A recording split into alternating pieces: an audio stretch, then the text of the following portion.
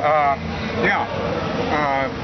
You enjoy freedom, and you like freedom, right? Well, obviously, yes. You believe in freedom, Yes. okay? Question. Define freedom.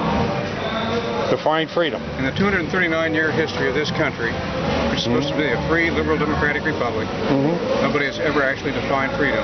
Well, I look at the libertarian sense of it, and it goes off the rule of law, which is you're free to do anything you want to do as long as you're not hurting somebody else or somebody else's property. So that would be, I guess, my definition of freedom is to go ahead and follow your own, your own spirit, as long as you're not hurting anybody in that process. Fine. It's a lot of words, says very little. I can do it in 8 words. Okay. Okay, 2 of which are the words freedom and noun. This takes off the thinking and writing of Thomas Jefferson. Okay, beautiful. In 1820, I believe it was, or 1821, he declared that all authority rests with the people. Right. Okay. The definition of freedom, according to his thinking, all right, is that freedom requires the responsible exercise of individual authority. That's the definition. Freedom, noun, the responsible exercise of individual authority. And whenever the state asserts any portion of responsibility for you, must also assert that portion of authority necessary to discharge that responsibility. And with that authority goes your freedom. If you don't have authority over yourself, you don't have anything. Yes. You are a slave of the state. Yes. That's where you are now. Yes. All right? Yes, very good. By very the way, good. that's trademarked. Well, yeah. But Jefferson's one of my favorite. It's mine too. He's my spiritual. I constantly quoting him. Yeah. And indeed. It's all there. I mean, it's not like we have to reinvent the wheel. Our founding fathers, the Constitution, they work if we abide by them. Yeah. See, they did. These people read. They didn't have TV and radio and a lot of entertainment, but they read. They brought in books from, what was it, Jefferson's library one time was 6,000 volumes, I think. They read and studied and thought. Yes. And they were all critical thinkers. Yes. And they were all true liberals. Yes. A lot of people now say, true liberal is what you're the word you hit on there is because now we have fake liberals, fake patriotism. The progressives are pseudo liberals because their thinking is authoritarian. It's rehashed authoritarian thinking for the good of the whole, and that is not liberty.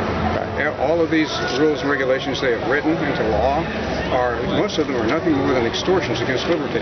They do nothing to enhance and facilitate the ability of the individual to exercise responsible authority over him or herself. Therefore, they are instruments of tyranny. What makes you so astute and knowledgeable of what you do? You a teacher or you're a lawyer? No? I'm a retired dentist. Retired dentist, wonderful. Yeah. Okay, good. You're an educated man, in other words, has got time. Self-educated. Yeah, I spent a lot of time just thinking about it. And your website, The Bushwhacker, is dedicated to? It's dedicated to seeking out the truth and revealing ironies of economic history and ideas that have been forgotten and should have been revisited. For example, last summer, I believe it was when Obama visited China. Right. He once again tried to get them to join his crusade against global warming, which is a fraud. Okay? Right. The Chinese retorted that they would not be able to participate in that until the year 2030. Why the year 2030? Right. Because a few years ago they went to Oak Ridge National Laboratories in Tennessee. And they downloaded the plans and data on something we invented back in the 1960s called the thorium molten salt reactor.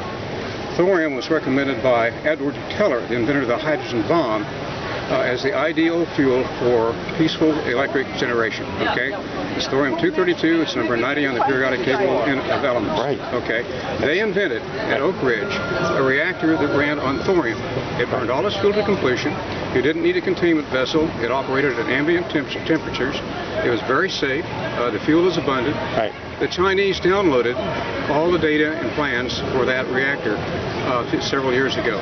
Went back to China, and the Chinese government has funded them right off the bat. They had a symposium and they invited engineers and physicists from all over the world to come and join them.